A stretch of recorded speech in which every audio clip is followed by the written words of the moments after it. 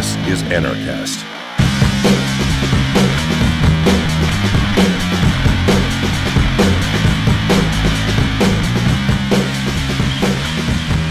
Hi everybody, welcome to another edition of Anarchast, your home for anarchy on the internet. I'm Jeff Berwick in Acapulco, Mexico, and I have on the Skype Gerard Casey coming in from Dublin, Ireland. How are you, Gerard?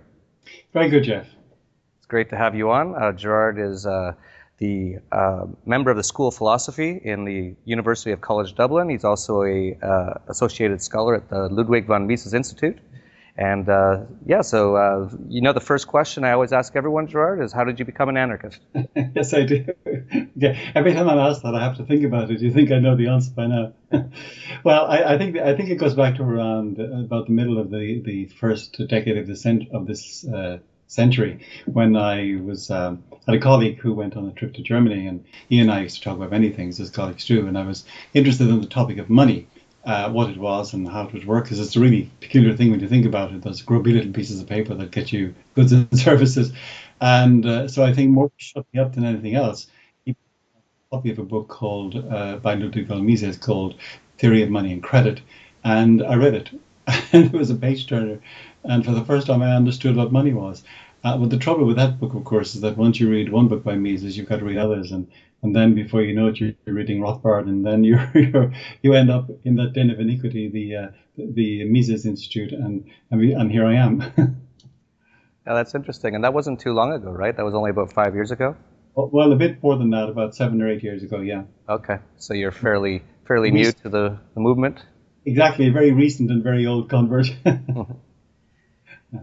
Yeah, that's interesting how you got into it. And so before that, you were teaching philosophy, or you still are? Is that right? I still teach philosophy, but what I've done is now I've really focused my attention on political philosophy, and I teach a course in anarchy, law, and the state to my upper level undergraduates, and I teach a course in law, liberty, and state to MA students. So I'm making use of the libertarian material in my teaching. That's great. So you were teaching philosophy before, but now that you've sort of awakened a bit to the more libertarian, anarchist, Austrian economic side of things, you're trying to focus your philosophy more on that. Is that correct? Oh, no, absolutely centrally on that. And it's made a radical change to my teaching. I think if my student evaluations are to be believed, and they're not always to be believed, for the better. So I now go into my class, say my anarchy, law, and the state class, and I say, look, I'm going to do something that's deeply unfashionable in the liberal world in which we live. I'm going to tell you what I think is the truth. And I'm going to defend it as best I can and argue for it as passionately as I can, and present you with a deluge of material to support my claim. Your job at the end of this is not to agree or disagree with me, but to read through this material, to assess it, and to make up your own mind. I say to them, it is perfectly possible that at the end of this course, you could inhabit, if you like, the same intellectual position you did at the start, but I failed if you hold it in exactly the same way. So I make it a very challenging course to them. I say, look, let's get real for once in your life. Let's not just play intellectual games. This stuff is serious. I think it's true, and you make of it what you will. Yeah, that must be interesting in a college in Europe to be actually speaking the truth. It must be very shocking to some of them. Well, I don't know. I mean, it's fun for me. I don't want to make it sound sort of like some kind of grim purgatorial exercise. It's actually a lot of fun. When the classes work, sometimes they work and sometimes they don't, but when the class works and students begin to engage with each other, and what I tend to do is I tend to identify people who are sort of naturally libertarian, and I make them defend the anti-libertarian view, and those who are anti-libertarian, I make them defend the libertarian view.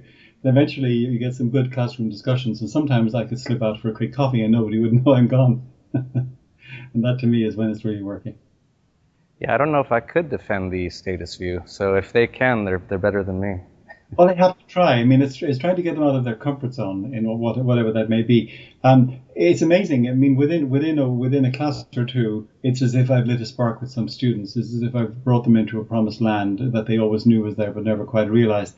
And so they become really gung-ho sort of libertarians almost overnight. The trouble with a conversion as quick as that is that the quicker it comes, the quicker it can go. So I want them really to know what the challenge is and to be able to understand and to know what the resources are to defend libertarianism against those challenges. And that's why I take that tack. That's interesting. Yeah, I'm trying to think what I would think if I was a student in that position. But that's great that you do that. Have you ever thought about teaching anything over the internet or anything like that? Like, I believe Tom Woods is doing something like that.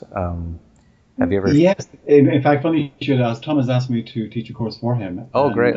I'm preparing a course, funnily enough, on logic, which is something else I do. But he's also asked me to prepare for the future a course on the history of political thought from a libertarian perspective. And I've agreed in principle to do that, depending on my ability to get the material together and so on. But if I can work it out, I'd love to do that. And I found the process of preparing an online course really stimulating and really it's really helped to focus my mind, because you can't waffle. You've got to get straight to the point.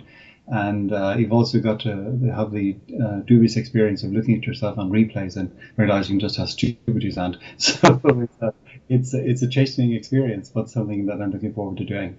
That's fantastic. Yeah, I'm a subscriber to Tom Woods' Liberty Classroom, and it's excellent. So I'm really glad to hear that you're going to be on there. For anyone who doesn't know it, it's probably one of the only sort of teaching tools I plan to use with my own children. They're young now, 5 and 7, but they already speak numerous languages and are pretty smart because we didn't indoctrinate them.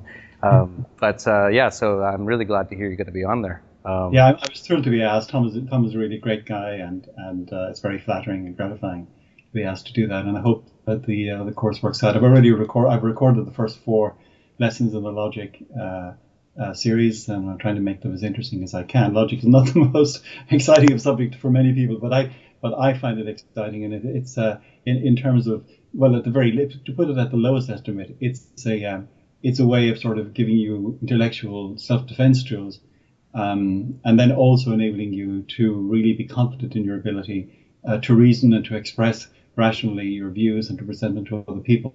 So I'm kind of semi-evangelical about logic and its merits.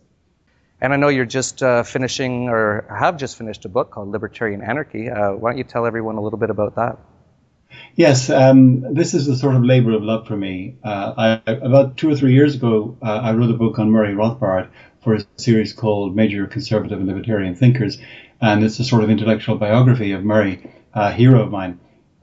But as I've been working through this material, since I've been thinking about it now for about 7 years, I wanted to sort of express where I stood, and I also wanted to write a book that I could give to people who keep asking me questions that I find it irritating to have to answer again and again. So this book is for those people, and it's called Libertarian Anarchy Against the State. It's just come out here on the eastern side of the Atlantic, and you can get it on amazon.co.uk, and also the book depository, and it'll be out mid-September in the US. If you don't mind, I have it here as it turns out, and so on. You may be able to see it. Don't know if you can see that. Yeah, I can see that fine.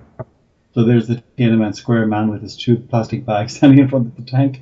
So this is, it starts off, I'm trying to get people to think about, to shake up their views. So I begin with a fairly long chapter about the state and its origin, and I try to show its origin in violence, the fact that it systematically engages in violence and repression, that most of tax money throughout history has gone to finance war and destruction, and that is essentially coercive. And all of that is meant to shake up people in their sort of, the views that they have. Once I've done that, I then talk about libertarianism, I talk about anarchism in separate chapters. Then I have a chapter which I think may well be, I wouldn't say unique to me, but certainly it expresses another dimension of my thought, which is a legal thought. I have some law degrees and I'm interested in law. And it tries to explain how law originates without the state. It's not that others haven't thought about this. Bruce Benson, of course, has done the same thing. But I do that in a chapter. And then finally, I attack the state head on. The final chapter really is an attack on democracy. You might think, what? An attack on democracy? The answer is, well, yes, because when it comes right down to it, when you push people on their justification for the state, in the end, they will say, democracy is the only game in town. In a democracy, the people rule themselves. And I try to show, through their representatives, and I try to show that this notion of political representation is absolutely incoherent. So I attack that straight on. And then finally, in that chapter, using the thought of Senator Spooner, I attack the whole notion of constitutionality or constitutions as a bulwark or a defense of freedom. Excellent. Yeah, I'm a big hater of democracy myself. I guess that old Winston Churchill quote sort of still resonates in people's minds, that it's the worst form of government except for all the other ones. But he forgot about the one where we actually govern ourselves. 7 billion governments on Earth. That wasn't on his horizon, I'm afraid. Yeah, that was a little bit before his time. A lot of this sort of thought is sort of new. It's sort of interesting to me. That's been my discovery. To some extent, yeah. I mean, the classical liberals, of course, have been around. I mean, the French thinkers of the 19th century and Molinari and Bastiat and others. But in a sense, libertarian as we now know it is almost like a creature of the mid-20th century onwards. And so, I mean, most of the people you'll be reading will have written in the last 50, 40, 30, 20 years. And it's amazingly exciting stuff. Yeah, it is. It's really interesting to me, too. I was really surprised to find that out, that a lot of this sort of line of thought, this philosophy, is fairly new. Like you said, there is some remnants from hundreds of years ago, but a lot of those, they never really took it to the full extent. But nowadays, there's a lot of thinkers like yourself, Stefan Molyneux, who I'm sure you must be aware of if you like philosophy. A lot of people thinking and trying to work these things out on just a purely philosophical level. Once you kind of see how things could work without the state, that's really what changed my mind, or not changed my mind, but really turned me into an anarchist. I read The Market for Liberty by the Tannehills. The Tannehills, yeah. Great book. And very short. It's on the internet for free. Look it up. I'll try to put a link to it under this video. Once you read that and just see how the world could work, how courts could, you could be in a court in a matter of hours or days, not years like it is under the status system. And, a lot of this stuff makes sense if you ask people, a regular person on the street, you say, well, what if the music industry was run by the government? Almost everyone would go, well, it would be terrible. It's like, one of the things I do in my classes, I ask the students, I say, which government department or which minister is responsible for food production and distribution? And that's met with a resounding silence. People scratch their heads. And they go, the Department of Agriculture? I go, no. And then eventually they run out and I say, you know what the answer to that question is? No one. Okay, no one person. And I said, look at the difference. You can go to your local store and there are a whole variety of stores, different prices, different levels of service. Anything you want is available to you almost at any time at a price you're willing to pay. And I said, no one person, there's no great plan. I said it's because of the interests of producers and consumers together that makes all of this possible. How about we do the same thing in health, education, and welfare? Okay, give it a try there and see how it would work. Yeah. Why can't we just give it a shot? It's so funny for me watching the U.S. with all this Obamacare stuff. I'm down here in Mexico right now, and I was passing by a clinic the other day. Very nice, modern clinic, all very clean and nice. And I was looking at they had all the rates right on their right on the wall, and one of the rates was just for a consultation, and it was 30 pesos. So that's about $2.50 for a consultation. Yeah. And so, you see Americans, they go, wow, it's so expensive nowadays, so we need to get the government more involved. It's like, well, exactly, that's why it's expensive. That'll make it cheaper, yeah. But I actually have health insurance here, but I still have to pay. It costs me about 60 euros for a consultation, which is about $85. Yeah. That's a jeering thought. Yeah. So what's your view on libertarianism or anarchism in Europe? Is it as socialist as it looks over there, or is there any chance for hope? Well, there are small groups. As it turns out, about a couple of weeks ago, I received an invitation from the Murray Rothbard Institute of Belgium. I bet you didn't know there was one. Okay, but there is, and it's being run again by young people. One of the really interesting things about the libertarianism is it's so attractive to the young, and it's not because it's some kind of fashionable thing that they'll drop, within 5 or 10 years. It's that their minds haven't yet been, if you like, fully corrupted in the way that most middle-aged people have had their minds corrupted.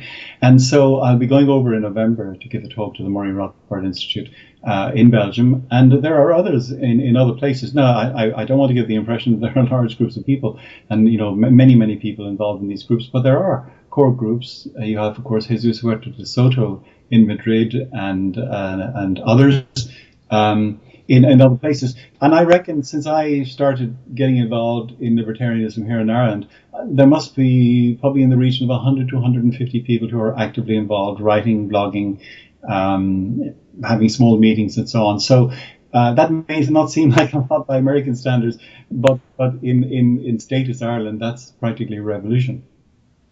Yeah, that's good to hear. Yeah, it's sort of interesting over there in Europe. It's very socialist. You see a lot of the students all outside with their signs demanding free education and stuff like that. Education is a right, not a privilege. That's right. That's what they say. The funny part is most of the stuff they take isn't even really education. It's mostly indoctrination. No, that's true. And I say, and who pays for it? And they go, what? I say, who pays for it? Somebody has to pay for it. And saying, what you're saying is, I want it to be free for me, but I want you to pay for it. And I say, oh, that's a nice deal. That's a sweet deal. I'd like that too. I'd like them for C days, and I'm happy to have one if somebody else will pay for it. Yeah, whenever you're talking to someone like that, just take their iPad out of their bag and start walking away, and just say, hey, I thought we're all sharing everything here. That's right. They won't like that so much. Yeah, so actually, when they get I do something like that in class when I'm talking about property, for example. I ask somebody to let me have his pen, then I talk for a while and I put it in my pocket and I walk away. And I can see him beginning to get a little bit antsy, and I say, "Is there a problem?" And he goes, "Well, yes, you got my pen." I say, "What's this my stuff? What's all this stuff about mine? Where does all that come from?" And we'd have some interesting discussions. But really, if I can just make a comment here, Jeff, the really wonderful thing, apart from the fact that libertarianism is liberating, which is what you would expect, it has all the effects that a kind of conversion generally has, which is that it enables you to see the world from a completely different perspective, so that all of the things you knew and understood are still there, but fall into, if you like, a different pattern. What's also very intellectually engaging, it seems to me, is that libertarianism gives you a toolkit, so that when you're listening to the news and when you're deluged with information, instead of just blowing around like a weather vane in the wind, you have a set of intellectual principles which allow you to deal with it. And therefore, you're much less likely to believe most of the nonsense that passes for news and information in our media. And that's incredibly liberating. In fact, I had a letter from a student about 2 or 3 years ago who after he left college, wrote to me a 5-page handwritten letter. And at the end of it, having talked about how interesting the course was and how many interesting things he had learned in it, his last sentence in that paragraph was, "It was liberating." And I was tremendously chuffed to get something like that. So libertarianism is liberating, and should be. Yeah, it certainly is. I felt a lot better once I found out about it. All of a sudden, everything made sense, whereas before, nothing really made sense. Yeah, and just going back to your earlier point about youngsters being more open to this sort of thing, which is great. I think also all of the really good parts of, the perceived good parts of the state were all used up before they were even born. And so, they're just born into just massive amounts of debt. There's, that baby boomer generation, really, especially in the U.S., they just took everything. It's just unbelievable. Like they sold their kids into slavery, and they did it with a smile on their face, and they just said, "Hey, this is great, isn't it?" And so it's, I think we do have a better chance with the youngsters because they're sort of looking around. They're saying, "Well, this doesn't seem so great. I owe a lot of money that I never had anything to do with. There's not a lot of real great benefits. I'm not going to get that pension. It's pretty obvious." That's true. In fact, a curious thing happened. I mean, when I started teaching the stuff, it was around 2007 maybe, and then of course we had all of the funny business that we've had in the world of finance since 2008, particularly with governments, robbing Peter to pay Paul. And all of a sudden, I mean, so in 2008, for example, I was one of the few voices here in Ireland to say, "Let the banks go." And I say that, by the way, because I actually had shares in the banks. I said, let the banks go. They're private companies. Let them go. If they can't make ends meet, they don't deserve to be bailed out any more than the shoe manufacturer who can't, keep his order book in place. And nobody was paying attention at the time. But ever since then, more and more people have come around and said, you know what you were saying 4 or 5 years ago? That seems much more sensible to me. And I said, yeah, well, because the argument then was if we let the banks go, we'd be in financial chaos. And I said, and where are we now? 4 years down the road and still in financial chaos, with the government loading more and more taxes onto us at the behest of the European Central Bank and the IMF and the others, all visiting us like sort of commissars from Russia to tell the local government what they must do. And what they must do in every circumstance is to load more taxes onto the Irish peasant, that is to say me and the other workers in this country. Yeah, I was quite surprised how easily they were able to pull that over in Ireland. How are things looking now? Do you think it's just going to get sort of worse and worse from here because of that? Well, it's been pretty bad, and it's not going to get better. We have a couple of new taxes coming, major taxes coming down the road. Employment is at something like 15% or thereabouts. I may be wrong about a percentage point or two, but it's around that region. The number of taxpayers has shriveled. The housing market has collapsed effectively. Where the government is spending about 40% more than it's taking in, even with the increased revenue from taxes. And they probably have reached the point where they're not going to get any more. They've squeezed the goose about all they can, but they still can't see any way out of this. Our friends in Europe turn out to be not so friendly after all. And the Irish taxpayer has been levied an enormous amount by Irish standards to pay back the bondholders in the banks. And people are finally beginning to say, hang on a second, when did I sign up as a guarantor in the bank? I don't remember doing that. When did that happen? And I go, yeah, interesting question, don't you think? Yeah, I don't remember signing that social contract either. Indeed. I must have been away from school that day. Well, it's been really great to talk to you. It's very interesting to hear the sort of inside scoop in Ireland, and also to let people know about what you're doing there at the college, and also that you're going to be on libertyclassroom.com and also your new book. So it's been very interesting. So we're going to have all the info on where to get all of that, and if you have any kids and you're in Ireland, you definitely know which philosophy course to send your kids to. So thank you very much, Gerard. Thank you very much, Jeff. And that's all for today. Another edition of Anarchast. Peace, love, and anarchy.